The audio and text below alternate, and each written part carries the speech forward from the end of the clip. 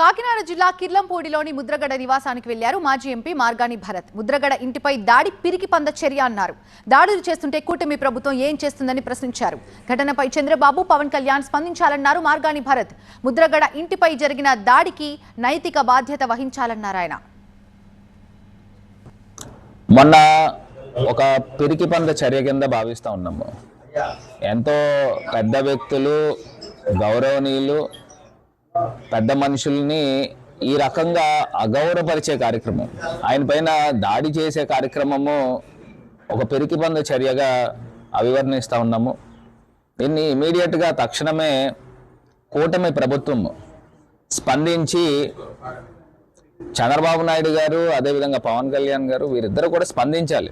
ముద్రగడ పద్మనాభం గారి పైన జరిగిన, వారి ఇంటిపైన జరిగిన దాడికి ఇమీడియట్గా వీళ్ళిద్దరు కూడా స్పందించి దీన్ని నైతిక బాధ్యత వహించాల్సిందిగా కోరుతాం.